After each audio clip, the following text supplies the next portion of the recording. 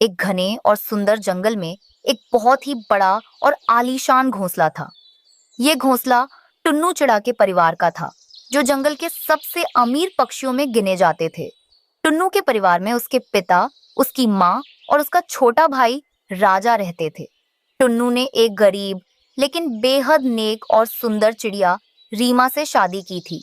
टुन्नू अपनी पत्नी रीमा से बहुत प्यार करता था, लेकिन टुन्नू की माँ को रीमा बिल्कुल पसंद नहीं थी, क्योंकि वह एक गरीब घर से आई थी। अरे ओ रीमा, सूरज सिर पर आ गया है, लेकिन तुम्हारा काम अभी तक खत्म नहीं हुआ। पता नहीं तुम्हारे गरीब माता पिता ने तुम्हें क्या सिखाकर भेजा है। ना ठीक से दाना चुगना आता है, ना घोंसले की सफाई करना। माँ जी, मैंने सारा काम कर लिया है, बस यहाँ के कुछ सूखे पत्ते हटाने बाकी हैं। आप कहें तो मैं आपके लिए ताज़े मीठे फल लेकर आऊँ? रहने दो, मुझे तुम्हारे हाथ के फल नहीं खाने। जाकर नदी से पानी लेकर आओ और फिर राजा के लिए बिस्तर लगाओ। एक तो गरीब घर की बहू, ऊपर से कामचोर। तुम हर समय इस बेचारी बच्ची को क्यों ताने मारती रहती हो? वह सुबह से बिना कुछ खाए पिए पूरे घर का काम कर रही है। उसे थोड़ा आराम कर लेने दो। आप बीच में मत बोलिए।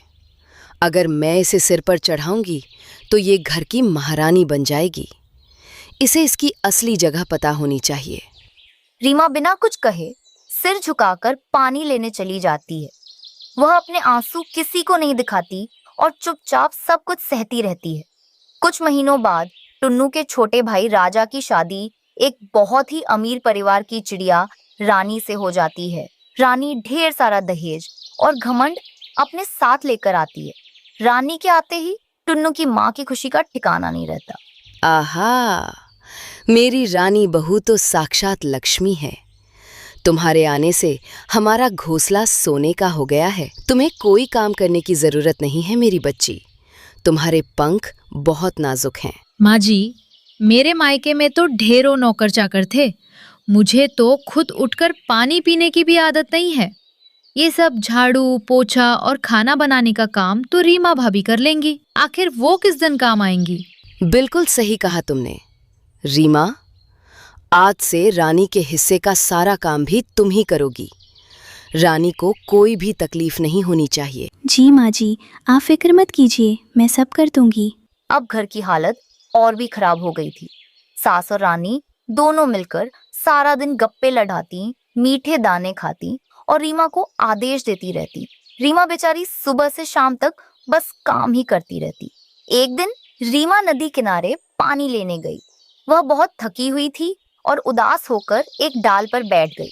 तभी उसके पुराने दोस्त कालू कौवा और गौरी कौवी वहां आ गए। अरे रीमा बहन, तुम यहाँ अकेली क्या कर रही हो? और तुम्हारी हालत इतनी खराब क्यों लग रही है? तुम तो बहुत कमजोर और बीमार लग रही हो। हाँ रीमा, तुम्हारे पंखों की चमक भी गायब हो गई है। क्या तुम्हारे ससुराल वाले तुम्हें ठीक से दाना पानी नहीं देते? हमें सब सच सच बताओ, हम तुम्हारे दोस्त हैं। नहीं दोस्तों, ऐसी कोई बात नहीं है, बस घर में काम थोड़ा ज़्यादा होता है। राजा की नई नई शादी हुई है ना, इसलिए जिम्मेदारी बढ़ गई है। तुम हमसे झूठ मत बोलो। हम सब जानते हैं कि तुम्हारी सास और वह नई अमीर बहू रानी तुम्हारे साथ कैसा बर्ताव करते हैं। तुम्हें अपने हक के लिए आवाज उठानी चाहिए। लो, पहले ये मीठे जामुन खा लो। तुम बहुत थकी हुई लग रही हो। अपना ख्याल रखा करो बहन, तुम्हारी सेहत सबसे ज्यादा जरूरी है। रीमा जामुन खाने के लिए आगे बढ़ती है, लेकिन तभी उसकी आंखों के सामने अंधेरा छा जाता है और वह चक्कर खाकर जमीन पर गिर पड़ती है। कालू और गोरी घबरा जाते हैं और तुरंत उड़कर टुन्नू को बुला लाते हैं। टुन्नू घबराया हुआ भागता आता है और रीमा को सीधा डॉक्टर बुलबुल के अस्पताल ले जाता है। डॉक्टर बुलबुल रीमा की जांच करती है। घबराने की कोई बात नहीं है टुन्नू, तुम्हारे लिए बहुत बड़ी खुशखबरी है। रीमा माँ बनने वाली है, लेकिन इसके शरीर में बहुत कमजोरी है। इसे पूरा आराम चाहिए और अच्छा भोजन चाहिए। अगर इसने फिर से भारी काम किया तो बच्चे की जान को खतरा हो सकता है। बहुत बहुत शुक्रिया डॉक्टर साहिबा, मैं अपनी रीमा का पूरा ख्याल रखूंगा। टुन्नू बहुत खुश होता है। वह रीमा के पास जाता है। रीमा, तुमने मुझे दुनिया की सबसे बड़ी खुशी दी है, लेकिन तुम इतनी कमजोर कैसे हो गई? मुझे सच सच बताओ, घर में क्या चल रहा है? तुम मुझसे जरूर कुछ छिपा रही हो। टुन्नू, मैं तुम्हें परेशान नहीं करना चाहती थी, लेकिन माँ जी और रानी मुझसे दिन रात काम करवाते हैं। मुझे ठीक से खाना भी नहीं मिलता और हर समय गरीबी के ताने सुनने पड़ते हैं। कभी कभी माँ जी जानबूझकर मुझे ज़्यादा काम देती हैं। अब मुझ में और काम करने की बिल्कुल हिम्मत नहीं बची है। ये सब सुनकर मुझे बहुत गुस्सा आ रहा है। मेरे परिवार ने तुम्हारे साथ इतना बुरा व्यवहार किया और मुझे पता भी नहीं चला। तुम अब उस घर में नहीं जाओगी। मैं तुम्हें अभी तुम्हारे मायके छोड़कर आता हूँ। तुम वहाँ आराम करना। टुन्नू रीमा को उसके माता पिता के घोंसले में छोड़ आता है। फिर वह अकेले अपने घर लौटता है। घर पहुंचते ही उसकी माँ उससे सवाल पूछने लगती है। बेटा टुन्नू, रीमा कहाँ है? सुबह से घर का इतना सारा काम पड़ा है। बर्तनों में दाना नहीं है और फर्श पर पत्ते बिखरे पड़े हैं। माँ, रीमा अब यहाँ काम करने नहीं आएगी। वो माँ बनने वाली है और डॉक्टर ने उसे सख्त आराम करने को कहा है। इसलिए मैंने उसे उसके मायके छोड़ दिया है। अब घर का सारा काम आप और आपकी लाडली रानी बहू मिलकर करेंगे। क्या रीमा मायके चली गई और ये सारा काम अब मुझे करना पड़ेगा? मेरे तो जोड़ों में दर्द रहता है। रानी बेटी, तुम उठो और जाकर नदी से पानी ले आओ। अरे माँ जी, मैंने तो कभी काम किया ही नहीं। मेरे तो पंख दुखने लगेंगे और मेरे सुंदर नाखून खराब हो जाएंगे। आप ही जाकर ले आइए, मैं तो आराम करने जा रही हूँ। टुन्नू की माँ गुस्से से लाल हो जाती है, लेकिन उसे कोई उपाय नहीं सूझता। अगले दिन से रीमा अपने मायके में आराम से सो रही होती है और सास को घर का सारा भारी काम करना पड़ता है। सास सुबह जल्दी उठती, झाड़ू लगाती, दाना लाती और फिर पानी भरने जाती। पसीने से लथपथ होकर वह बहुत परेशान हो जाती है। एक दिन सास नदी किनारे से पानी का बड़ा मटका लेकर लौट रही थी। तभी अचानक कीचड़ में उसका पैर फिसल जाता है और वह धड़ाम से नीचे गिर पड़ती है। मटका टूट जाता है और उसकी कमर में बहुत गहरी चोट आती है। घर में हाहाकार मच जाता है। इनकी कमर की हड्डी में चोट आई है। अब इन्हें कम से कम 1 महीने तक बिस्तर पर ही रहना होगा। काम करना तो दूर, हिलना डुलना भी मना है। हाय राम, मेरी तो कमर ही टूट गई। इस रानी बहू ने तो एक तिनका भी नहीं उठाया। वो रीमा ही अच्छी थी, जो बिना कुछ कहे सारा काम कर लेती थी। मैंने उसके साथ बहुत बुरा किया। हाय, मैं मर गई। अब इस घर का क्या होगा? टुन्नू बेटा, मुझे माफ कर दो। मुझे समझ आ गया है कि रीमा कितनी अच्छी थी। मैंने अपने अहंकार में उस बेचारी पर बहुत जुल्म किए। मेरी सजा मुझे मिल गई है। रानी, तुमने भी भाभी के साथ बहुत गलत किया है। तुम्हें क्या लगता है अमीर होने से तुम घर के काम से बच जाओगी? आज से घर का सारा काम तुम्हें करना होगा। सिर्फ भाभी ही इस घर की नौकरानी नहीं थी। मुझे माफ कर दीजिए। माँ जी की हालत देखकर मेरी भी आंखें खुल गई हैं। मैंने रीमा भाभी को बहुत सताया है और घमंड में अंधी हो गई थी। मैं वादा करती हूँ कि अब से मैं सारा काम करूंगी और कभी किसी को छोटा नहीं समझूंगी। कुछ दिनों बाद जब रीमा की तबीयत पूरी तरह ठीक हो जाती है तो टुन्नू उसे वापस घर ले आता है। घर आते ही सास और रानी उससे रोते हुए माफी मांगते हैं। मुझे माफ कर दे मेरी बच्ची। मैंने तुझे बहुत दुख दिए हैं। तेरे गरीब होने का मजाक उड़ाया। अब तू बस आराम करेगी। हम सब तेरी सेवा करेंगे। माँ जी, आप बड़ों की तरह है। आप मुझसे माफ़ी मत मांगिए। मैं सब भूल चुकी हूँ और आप सबको देखकर बहुत खुश हूँ। इसके बाद से घर का माहौल बिल्कुल बदल जाता है। रानी रोज सुबह उठकर रीमा के लिए ताजे फल और पौष्टिक दाने लाती है। सास अपने बिस्तर से ही रीमा को अच्छी अच्छी बातें और कहानियां सुनाती है। राजा और टुन्नू भी घर के कामों में हाथ बटाते हैं। सभी मिलकर गर्भवती रीमा की बहुत अच्छी सेवा करते हैं। समय बीतता है और एक दिन रीमा एक बहुत ही प्यारी सी नन्ही चिड़िया को जन्म देती है। सब लोग नन्ही गुड़िया को इतना प्यार और दुलार करते हैं कि रीमा की आंखों में खुशी के आंसू आ जाते हैं।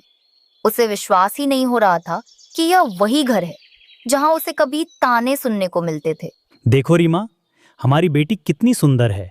इसके पंख बिल्कुल तुम्हारे जैसे चमक रहे हैं। मेरी पोती तो जंगल की सबसे सुंदर चिड़िया है। हम इसका नाम गुड़िया रखेंगे। मेरी प्यारी गुड़िया। ये तो बिल्कुल एक परी जैसी लग रही है। मैं इसे दुनिया की सारी खुशियां दूंगी। प्यार और सम्मान पाकर रीमा का दिल भर आता है और फिर टुन्नू का पूरा परिवार अपनी नई सदस्य गुड़िया के साथ हमेशा के लिए खुशी खुशी रहने लगता है। चिलचिलाती धूप और भीषण गर्मी से पूरा जंगल बेहाल था। गर्मी के इस मौसम में टुन्नू और उसका छोटा भाई राजा दोनों मिलकर जंगल के चौराहे पर नारियल पानी बेच रहे थे। उनके पिता के देहांत को 1 साल बीत चुका था। पिताजी भी यही नारियल पानी बेचने का काम करते थे। उनकी याद और उनके काम को जिंदा रखने के लिए दोनों भाइयों ने इसी व्यापार को आगे बढ़ाने का फैसला किया था। लेकिन आज का दिन भी उनके लिए बेहद निराशाजनक था। राजा, आज भी सुबह से कोई ग्राहक नहीं आया। ये गर्मी तो बढ़ती जा रही है, लेकिन हमारे नारियल पानी को कोई पूछ भी नहीं रहा है। हाँ भैया, आप बिल्कुल सही कह रहे हैं। देखिए ना सामने, सारे पक्षी रंग बिरंगे ठंडे शरबत, सोडा और आइसक्रीम खरीद रहे हैं।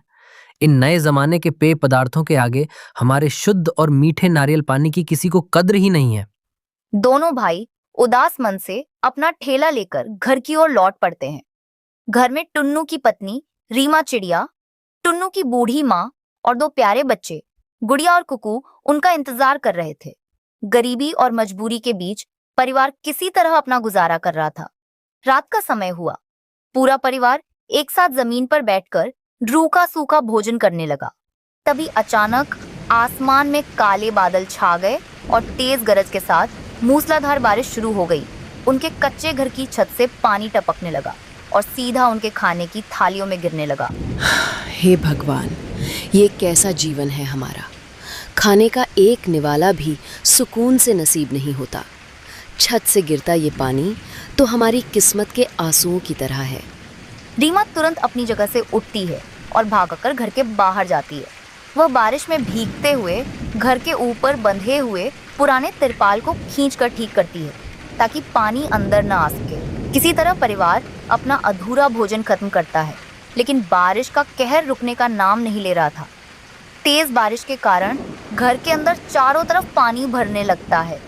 टुन्नू, रीमा और राजा पूरी रात जागकर बर्तनों से घर का पानी बाहर निकालते रहते हैं। बूढ़ी माँ एक कोने में बैठी अपनी बेबसी पर उदास होती रहती है। जैसे तैसे रात कटती है और सुबह बारिश रुक जाती है। राजा, हमें आज फिर बाजार जाना होगा। शायद आज कुछ नारियल बिक जाएं। घर का खर्च भी तो चलाना है। लेकिन उस दिन भी उनकी किस्मत नहीं बदलती। पूरे दिन में एक भी नारियल नहीं बिकता। निराश होकर वे सारा सामान वापस ले आते हैं। घर के आंगन में बिना बिके सूखे और कच्चे नारियलों का एक बहुत बड़ा ढेर लग जाता है। अगले दिन सुबह जंगल में बहने वाली नदी के किनारे गुड़िया, कुकू, छोटा मिट्ठू, कीकी और जग्गू खेल रहे थे। वे सभी घर में पड़े उन सूखे नारियलों के सख्त खोखले हिस्सों को नदी के किनारे ले आए थे। कुकू, देखो, मैंने इस बड़े नारियल के खोल से एक सुंदर सा घर बनाया है। ये कितना मजबूत लग रहा है। और मैंने नारियल के छोटे टुकड़ों से बैठने के लिए मेज और कुर्सियां बनाई हैं। हमारा ये छोटा सा घर दुनिया का सबसे अच्छा घर है। बच्चे अपनी इस रचनात्मक दुनिया में बहुत खुश थे। तभी रीमा अपने बच्चों को ढूंढते हुए नदी के किनारे पहुंचती है। वह दूर से ही देखती है कि बच्चे सूखे नारियल के खोल से कितनी मजबूत चीजें बना रहे हैं। उसे यह देखकर बहुत हैरानी होती है कि वह सख्त खोल कितनी आसानी से एक मजबूत आकार ले चुका है। माँ जी, मैंने आज बच्चों को नदी किनारे खेलते देखा। उन्होंने सूखे नारियलों से बहुत सुंदर और मजबूत छोटा सा घर बनाया है। मुझे लगता है कि हम भी इन बेकार पड़े नारियलों का इस्तेमाल कर सकते हैं। तू फिर से फालतू की बातें सोचने लगी। घर में खाने को दाना नहीं है और तुझे बच्चों के खिलौनों की पड़ी है। जाकर रसोई का काम देख और ये बेतुकी बातें करना बंद कर। रीमा चुपचाप रसोई में चली जाती है। उसी रात फिर से भयानक बारिश शुरू हो जाती है। घर की हालत फिर से खराब होने लगती है और पानी अंदर आने लगता है। तभी कुकू और गुड़िया दौड़कर अपने उसी छोटे से नारियल के घर के अंदर छिप जाते हैं जिसे वे नदी किनारे से उठा लाए थे। दीदी, देखो, इस घर के अंदर तो बिल्कुल भी पानी नहीं आ रहा है। हम यहाँ एकदम सुरक्षित है। हाँ कुकू, ये नारियल की छत बहुत मजबूत है। इसके अंदर बारिश की एक बूंद भी नहीं आ सकती। रीमा दूर से अपने बच्चों को उस छोटे से नारियल के घर में सुरक्षित और खुश देखती है। यह देखकर उसका मन खुशी से भर उठता है और उसे अपनी योजना पर पूरा विश्वास हो जाता है। वह अगले दिन सुबह होते ही अपनी सास के पास जाती है। माँ जी, आपने कल रात देखा ना, बच्चों के उस छोटे से नारियल के घर में पानी की एक बूंद भी नहीं गई। हम भी अपने घर की दीवारों और छत को इन सूखे नारियलों से मजबूत बना सकते हैं। हमारे पास आंगन में बहुत सारे नारियल पड़े हैं। तेरा दिमाग खराब हो गया है रीमा। ये सब बच्चों के खेल कूद के लिए ठीक है। असली घर ऐसे नहीं बनते। बड़े लोगों के काम ऐसे खिलौनों से नहीं चलते। तू अपनी हद में रह। लेकिन इस बार रीमा ने हार नहीं मानी। उसने किसी की बात नहीं सुनी। अगले दिन सुबह सुबह वह जंगल की तरफ निकल गई। वह वहां से बहुत सारी चिकनी मिट्टी और कुछ सूखी मजबूत लकड़ियां लेकर आई। उसने मिट्टी को गूंथा और उसमें नारियल के सख्त खोल को मिलाकर घर की कमजोर दीवारों पर लगाना शुरू कर दिया। अरे तू ये क्या पागलपन कर रही है? घर को गंदा कर रही है। मेरी बात मान, मत कर ये सब। तू किसी की सुनती क्यों नहीं है? रीमा ने सास की डांट को अनसुना कर दिया। वह हर दिन चुपचाप अपना काम करती रही। धीरे धीरे उसने मिट्टी और नारियल के खोल का इस्तेमाल करके पूरे घर की दीवारों और छत को बेहद मजबूत कर दिया। उसका यह अनोखा तरीका सच में बहुत कारगर था। कुछ दिनों बाद जंगल में एक ऐसा भयंकर तूफान आया जिसने पूरे जंगल को हिलाकर रख दिया।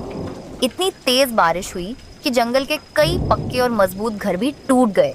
लेकिन रीमा की मेहनत और नारियल के सख्त खोल से बना वह घर अपनी जगह पर शांत से खड़ा रहा। घर के अंदर एक बूंद पानी भी नहीं टपका। तूफान शांत होने के बाद घर की यह मजबूती देखकर परिवार के सभी लोग खुशी से झूम उठे। मुझे माफ कर दे बेटी। मैंने तुझे बहुत ताने दिए, बहुत बुरा भला कहा, लेकिन तेरी समझदारी और मेहनत ने आज हम सबको एक बड़ी मुसीबत से बचा लिया। मुझे तुझ पर बहुत गर्व है। तूने सच में कमाल कर दिया। अपनी सास के मुंह से यह तारीफ सुनकर रीमा की आंखों में खुशी के आंसू आ गए। इस बड़ी खुशी और सफलता के मौके पर रीमा ने घर में बचे हुए कुछ ताजे नारियलों से एक बेहद स्वादिष्ट मिठाई बनाई। उसने पूरे परिवार को वह मिठाई परोसी। वाह रीमा, ये मिठाई तो लाजवाब है। मैंने अपनी पूरी जिंदगी में इतनी स्वादिष्ट और मीठी चीज कभी नहीं खाई। इसका स्वाद तो सीधा दिल में उतर रहा है। मिठाई खाते खाते अचानक टुन्नू की आंखों में एक नई चमक आ जाती है। उसे एक बहुत ही शानदार विचार आता है। रीमा, राजा, जरा सोचो, अगर ये मिठाई हमें इतनी अच्छी लग रही है तो जंगल के बाकी पक्षियों को कितनी पसंद आएगी। आजकल कोई भी नारियल पानी नहीं पीता, लेकिन मीठा खाना तो सबको पसंद है। क्यों ना हम अब से नारियल पानी की जगह ये नारियल की मिठाई बनाकर बेचें। भैया, ये तो बहुत ही बढ़िया विचार है। हमारे पास बहुत सारे नारियल वैसे भी पड़े रहते हैं। हम उनसे ये स्वादिष्ट मिठाई बनाकर एक नया व्यापार शुरू कर सकते हैं। परिवार के सभी लोगों को यह विचार बहुत पसंद आया। अगले ही दिन से रीमा ने घर पर बहुत सारी स्वादिष्ट नारियल की मिठाइयाँ बनानी शुरू कर दी। टुन्नू और राजा ने अपने उसी पुराने ठेले को साफ किया, उसे सजाया और उस पर नारियल की मिठाइयाँ रखकर बाजार पहुंच गए। आइए आइए, ताजे और मीठे नारियल की स्वादिष्ट मिठाई खाइए। ऐसी मिठाई जो आपके मुंह में जाते ही घुल जाएं। एक बार खाएंगे तो बार बार आएंगे। जंगल के पक्षियों ने जब उस नई मिठाई की खुशबू सूंघी तो वे खुद को रोक नहीं पाए। एक एक करके सभी पक्षी उनके ठेले पर आने लगे। जिसने भी वह मिठाई खाई वह उसका दीवाना हो गया। अब उनके घर में पैसों की कोई कमी नहीं थी। घर भी मजबूत था और व्यापार भी।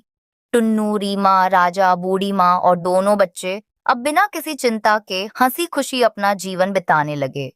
मेहनत, विश्वास और समझदारी ने उनके